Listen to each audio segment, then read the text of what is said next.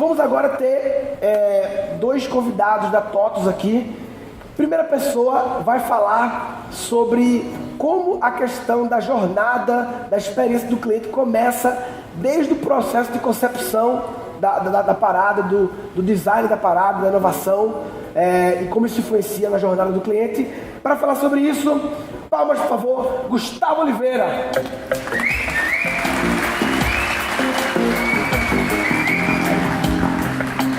Alô, todo mundo ouvindo? Bom, eu estou aqui para falar um pouquinho sobre como o design pode ajudar vocês a entregar melhores experiências para os consumidores de vocês, tá bom?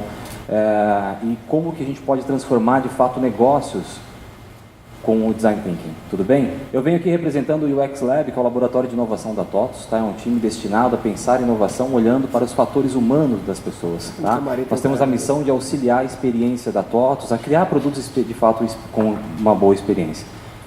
Por que a gente criou o laboratório? Normalmente, e começamos o processo de inovação, a maioria das empresas começam a inovação olhando apenas para a tecnologia e para negócios, sem fazer bem alguma coisa. Eu domino uma arte, e aí quanto que eu vou cobrar daquilo? E aí tem um problema, que a maioria das inovações elas falham, 96% delas.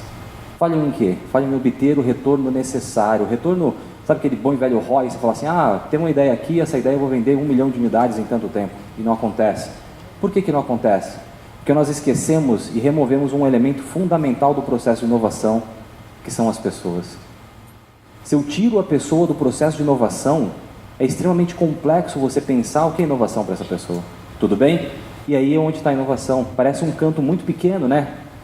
Nossa, é muito pequenininho ali, Gustavo. Não é tão pequeno, tá? Porque é o esforço que eu faço para conhecer tecnologia, é o esforço que eu tenho para conhecer negócios, e o quanto que eu sei e conheço o meu público para poder inovar para ele. Quando a gente não faz isso, nós criamos produtos exatamente igual a essa empresa. Tá? Vou criar uma história aqui, um engenheiro muito famoso, ele foi lá, criou um gilete que dá para fazer barba 20 vezes. Aí ele, que legal, apresentou para o presidente falou assim, legal, qual que vai ser sua próxima inovação? Aí ele, vou colocar 2 lâminas, presidente. Aí ele, que ótimo, e na próxima, presidente? 3, e no próximo 4, 5 lâminas. Ele falou, pô, não vem com 6 lâminas não, que eu vou, né, pelo amor de Deus, fica tranquilo, presidente, vou colocar um saca-rolhas. Todo mundo quer fazer barba e abrir um vinho ao mesmo tempo, quem não quer? E aí depois disso ele começa a inovar e ele pensa, não, vou colocar também uma faquinha para ele descascar alguma coisa, mas no gilete, né, no barbeador. E aí ele fala, não, vamos fazer o seguinte, então, presidente, eu vi o meu amigo fazendo a barba e dançando lepo-lepo, eu vou colocar também um MP3 player. Porque faz sentido, já que ele está lavando, vou colocar tudo. E aí esse nosso personagem aqui, ele só pensou em quê? Em fazer a barba. Ele só queria fazer a barba. Será que esse produto está ajudando esse cara a ter a melhor experiência de fazer a barba do mundo? Sabe por que não? Porque neste caso aqui, ele está entregando featurities para os clientes. Ele não está inovando olhando a experiência das pessoas. Tudo bem? Agora eu pergunto para vocês, apenas pensem. Vocês estão entregando experiências incríveis para os clientes de vocês? Ou vocês estão entregando featurities que atrapalham o dia a dia de vocês, dos seus clientes? Para que a gente resolva isso, nós temos 4 elementos principais. O bom é que a Luísa falou que precisava de 5, né? Então eu vou dar 4 aqui, vocês podem escolher o outro, tá? Então o primeiro é pensar na experiência dos clientes de vocês. O segundo é você ter criatividade. A gente precisa ser criativo.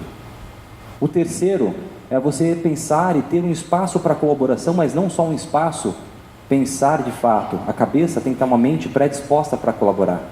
E por final, entender a necessidade das pessoas. Quando a gente pensa nesses 4 elementos, te ajuda muito no processo de inovação. E aí eu vou trazer um ponto. Quando a gente fala em pensar na experiência, alguém entrou já nessa máquina? Deliciosa? Muito. O cara que criou essa máquina ganhou prêmios de inovação no mundo inteiro. E ele falou, legal, criei uma máquina fantástica que ajuda pessoas a saúde das pessoas. Ele foi acompanhar a segunda versão dela, né, de como que seria a implantação dessa nova máquina, chegou numa ala infantil. E aí ele começou a acompanhar, ele notou que uma criança estava vindo junto com o pai.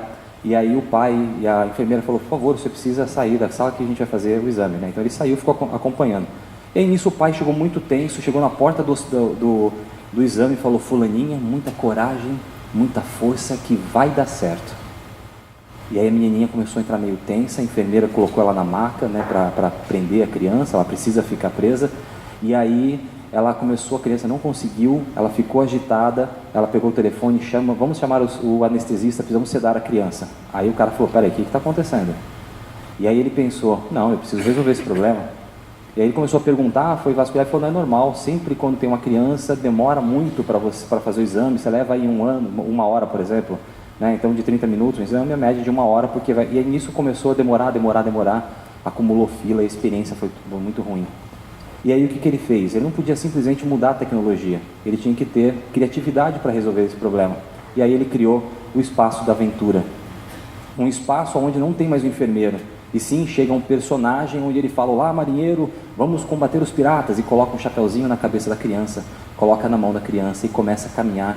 Olha, vamos entrar devagar aqui nesta sala, vou te colocar nesta máquina, olha, estou te empurrando nesse buraco aqui, nenhum pirata entra neste buraco, você vai conseguir fazer a viagem. E ele conta uma história, e aí com isso diminuíram o número de sedações, aumentaram o número de pessoas, certo?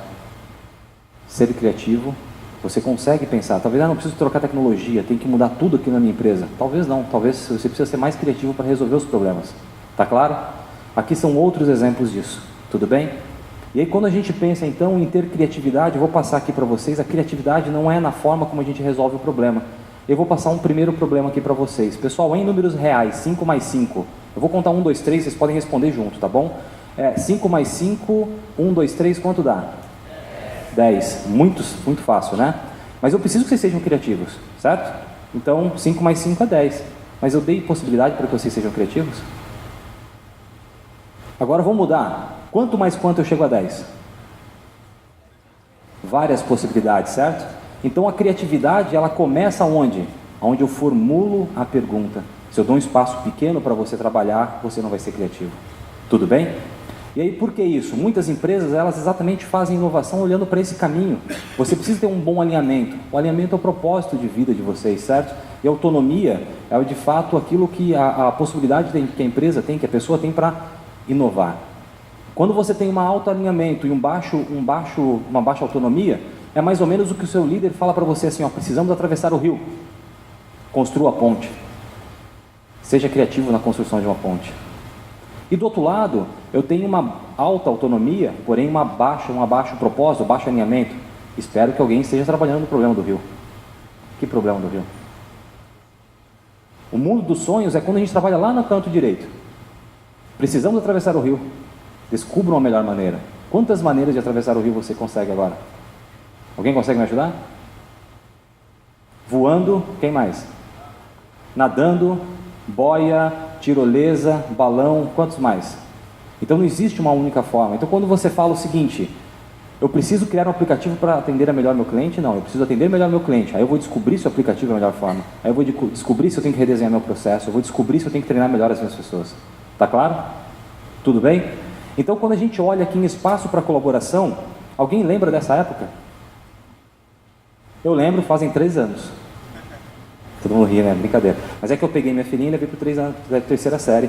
Tá? Um cara muito famoso chamado George Land, ele criou uma pesquisa extremamente bacana para identificar pessoas criativas na NASA, para liderarem projetos de inovação. Ele aplicou essa mesma pesquisa para crianças de 3 a 5 anos de idade, e aí ele identificou que 98% das crianças eram criativas. Ele falou, uau, teremos um mundo maravilhoso. E aí a criança, ela sai, ele acompanha essa criança durante 10, 15 anos, e aí a criança, ela sai da sua escola, ela vai para um local muito mais engajador, um local muito mais que propicia a colaboração, que propicia o questionamento, que propicia a pergunta, que propicia você extrapolar, fazer aquilo que você acha interessante para resolver o problema. A escola. E aí ele aplicou essa mesma pesquisa para as mesmas crianças, e aos 10 anos, 30% foram identificadas criativas, e aí aos 15 anos, 12% foram identificadas criativas. Aí ele falou, vou parar aqui, eu vou sair, essa molecada não está com nada. Eu vou para as melhores empresas do mundo, empresas que propiciam, que criam projetos inovadores, que inovam e trabalham em projetos realmente que impactem a vida das pessoas. E aí ele fez a pesquisa. Quantos por cento vocês acham que foram criativos? 0% não vale, pelo amor de Deus. Menos 5? 5, 3?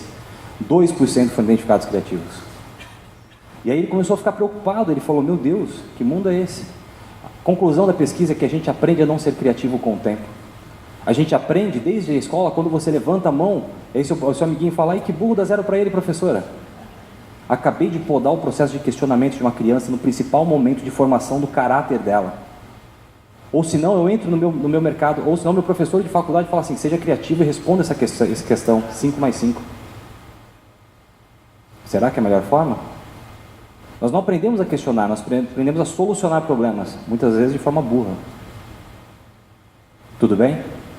Então quando a gente olha, ou senão a gente entra para o mercado de trabalho, o seu chefe fala assim, volte para o seu cubículo e pense fora da caixa. Como que eu vou pensar fora da caixa, dentro da caixa? Ou senão o seu chefe fala assim, você pode ser inovador o suficiente para você responder apenas esse Excel. Será que eu preciso disso? Será que eu não tenho que rever tudo isso? Tirando aqui, outra parte muito importante do processo é entender a necessidade das pessoas. E aí eu quero trazer um cenário para vocês. No supermercado que eu frequento, tá? Normalmente eu chego na fila, é um supermercado mais ou menos assim, tá? São 30 caixas fechados, um caixa aberto e uma fila de 50 pessoas nesse caixa. Conseguem imaginar esse cenário? No meu funciona, tá? Sempre, toda vez que eu estou, tá assim, se vocês quiserem eu dou o endereço, a gente vai lá viver essa experiência ótima. E aí eu pergunto para vocês, qual é o problema da fila desse supermercado? Eu posso perguntar, como solucionar esse problema? Vocês podem falar assim, poxa, vamos abrir os caixas? Vamos abrir mão aí? Vamos colocar mais pessoas para resolver esse problema? Para atender? Mas é muito míope, porque eu estou resolvendo só o problema da fila do supermercado. A gente tem que mudar a forma como a gente enxerga os problemas hoje. A gente tem que dar um passo para trás e pensar de um jeito diferente. Agora prestem atenção, mesmo cenário, eu vou mudar a pergunta lá em cima. Qual é a necessidade dessas pessoas? Tirando esse rapaz aqui, que a gente não vai entrar no mérito da necessidade dele. Não precisamos entrar no mérito da necessidade dele. Qual a necessidade dessas pessoas? E aí? Pagar? E pagar o quê? Os produtos? Se eu entrei para comprar um saco de arroz, o que eu quero? Quero comer, então eu tenho uma necessidade de me alimentar. Se eu comprei um produto de limpeza, eu tenho uma necessidade de ter a minha casa limpa, minha roupa limpa. Eu pergunto para vocês, como atender a essas necessidades? Será que eu preciso de fato ir para o supermercado? A Tesco, ela criou exatamente isso. Ela inovou olhando exatamente para esse modelo. Pouco do contexto. A Tesco, ela tinha um desafio. Olha a importância do desafio. 5 mais 5, não. Era como aumentar o número de vendas sem aumentar o número de lojas. Olha que desafio interessante. Eles começaram a pensar em várias soluções para isso. Tudo bem? E aí o que eles fizeram? Um pouco do contexto do povo sul-coreano, tá? Povo que trabalha em média de 12 a 14 horas por dia. Tranquilo? Trabalham bem pouco, certo? As empresas estão desligando a luz, o cara vai com a lanterninha para continuar trabalhando. Esse é o contexto desses caras. Eles utilizam muito serviço de telefonia, pagamento e sistema de transporte público. E aí eles tiveram a ideia, por que não levar o supermercado para dentro para onde as pessoas estão? E aí eles adesivaram o supermercado, o cara vem com QR Code aqui e ele escaneia os produtos. Mas não podia ser um app? Olha a experiência de compra da gôndola, o tamanho dos produtos, faz muito sentido. Tá claro? E aí você consegue, e aí eles replicaram a experiência do supermercado para ganhar escala de negócio. Então eles transformaram o negócio olhando para a experiência. Tudo bem? Pessoal, por que eu estou falando essa introdução? Porque justamente o Design Thinking ele pode ajudar vocês a serem colaborativos, a pensarem, a entender a necessidade das pessoas, a terem criatividade, tá bom? E pensar na experiência, tá claro? O que é o Design Thinking? É uma abordagem de inovação centrada nas pessoas que utiliza a criatividade na solução de desafios de negócio. Tudo bem? Quando a gente fala muito sobre o design, ele exatamente une esses 3 principais pilares. Negócio, é financeiramente viável aquilo que a gente está propondo? É tecnologicamente possível de ser implementado? Ah não, eu pensei numa inovação que vai ser possível daqui a 20 anos. Então não é. Vamos falar com o que está agora? A experiência do cara tem que ser entregue agora. Primeiro, a experiência do cliente começa quando você começa a pensar no que você vai inovar. Não adianta você inovar num produto ruim e tentar fazer com que a experiência seja boa. Tudo bem? Esse é o principal ponto. Tem muitas empresas que não pensam na inovação, na experiência das pessoas no momento da inovação. Isso tem que ser levado em consideração, porque tem que ser desejável para as pessoas. Ali que está o Design Thinking. Nossa, mas é uma área muito pequena de atuação. Não é, porque a gente monta um time principal de projeto e a gente vai para a rua. Se eu vou redesenhar a experiência no varejo, por exemplo, eu monto um time onde tem designers, pessoas que conheçam muito sobre varejo, desenvolvedores, analistas, enfim. Um time multidisciplinar para tomar essa decisão, porque a gente colabora, certo? E basicamente o que a gente passa? Por essas principais fases: pesquisa, análise, ideação e prototipação. A gente sempre vai para a rua fazer isso. O que acontece? Nós aprendemos com as pessoas. Todo o processo de design, todo o processo de inovação, ele precisa começar com as pessoas. Mas é uma inovação tecnológica. A tecnologia é um meio de levar uma boa experiência para as pessoas. Tudo bem? E aí aqui, olha só, um pouco de projetos que nós atuamos. Esse aqui é um projeto para redesenhar a experiência de atendimento dos maiores planos de saúde do país. Aqui em cima também atendimento ali dentro. Poxa, o que é legal, muitas das palestras estão vindo aqui, estão falando muito também da experiência do seu colaborador, mas também da experiência do seu consumidor.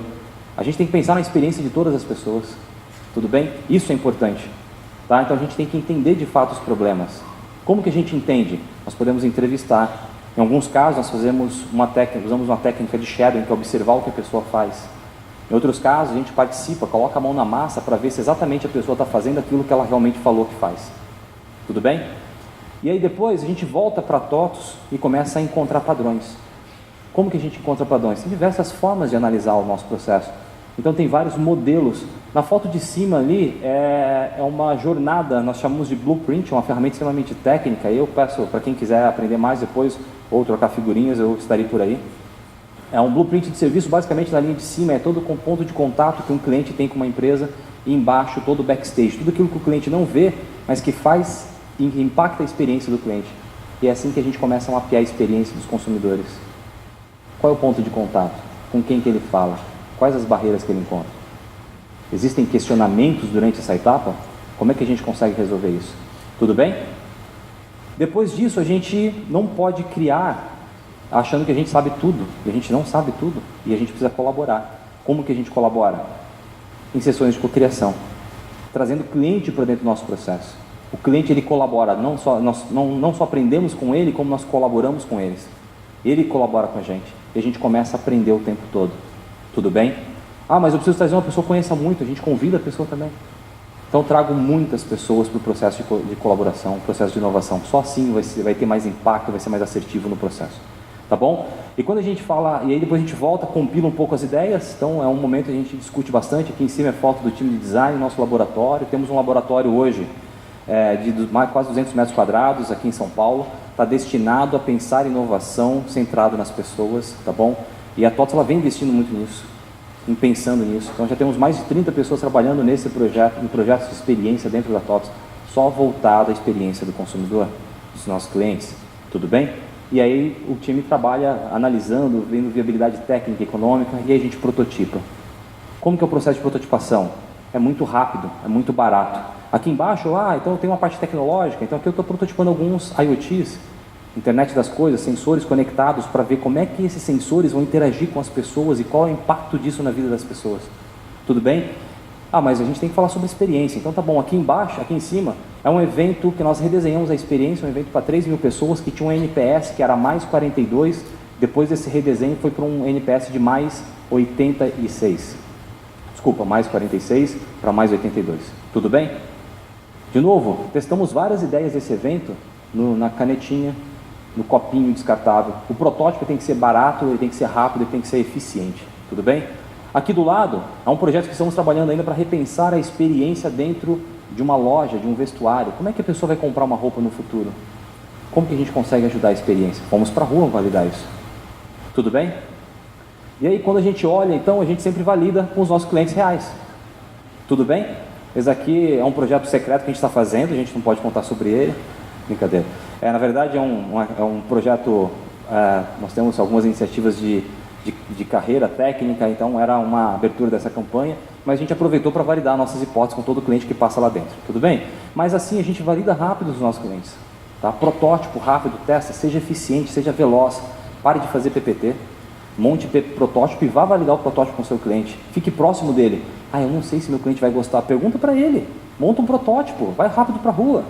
É mais rápido do que você ficar só pensando, não, mas eu achei um artigo que fala que não pode.